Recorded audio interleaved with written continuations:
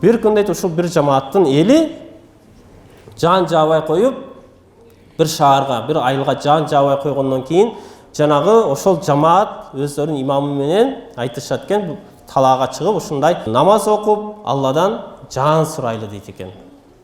Бизде да ушунча кургакчылык болуп кетти го кече ысыктарда. Ошентип жанагы жан үчүн дуа кылып, намаз окуп, ошентип келели деп бүт жамаат сыртка жөнөйт экен, талаага жөнөйткөн.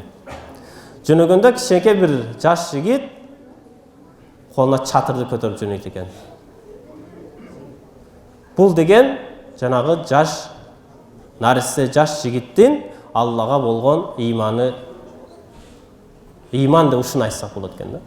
Сиз менен биз биринчи барып намаз окуйлу, дуаны кылалы, мүмкүн жайт, мүмкүн жабай коет десек, кичинекей бала сурап эмне үчүн кетип атабыз десе, биз барып Алладан сурайбыз, Алла бизге жан бер деп сурайбыз десе, жанагы кичинекей бала эмне дейт? Алла Таала Кур'анда айтат: "Ва иза саалака ибади анни фа инни қарибун уджибу даъвата да'i." Эгер менин пендем менден сураса, мен аны сөз беремин деген аяттарды эстеп, Алла Тааладан сурасак, Алла жан бер десек, жан берет деп чатырын көтөрүп жөнөйт экен.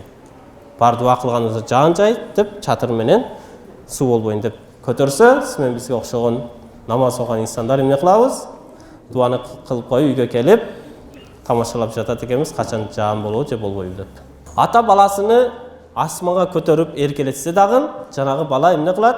Жылмайып күлүп түшөт. Туурабы? Сиз уулуңузду же бир тууган кичинекей иниңиз болсо, ошол 1 жаш, 2 жаш болсо, асманга көкөлөтүп ыргытып ойнотсоңуз, жанагы бала мени асманга ыргытып жиберди, мен кайка барып түшөм деп коркуп үркпөстөн, жанагы бала кайра колуңузга күлүп түшөт экен. Ишеним бар. Сиз менен биз дагы Алла Таала ушунчалык ишенимде болушубуз керек. Алла Таала рызкыңарды мен берем дегенден кийин, Алла Таала бул харам дегенден кийин, харамды харам экен деп тыйылып, адал нерсеге адалдай мамиле кылышыбыз керек.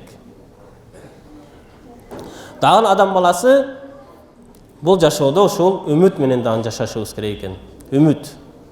Үмүт кандай десек, бул нерселер бир аалым ушинтип айткан экен. Адам баласы кечинде жатканда, эртең менен турганга эч кимибиздин кепилдигибиз жок экен. Кечинде уктайбыз, эртең саат 7-деби, 6-дабы турганга эч ким кепилдик бере албайт.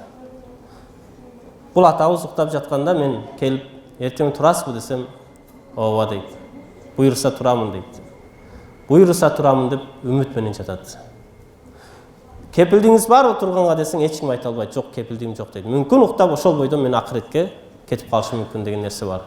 Бирок ошондой болсо дагы биз уктап калбайын деп, жанагы звонокту, саатты же телефонубузду звонокко коюп, намаз убактысына же бир жумушка баратырган болсо, ошол убакытка коюп жатат экенбиз.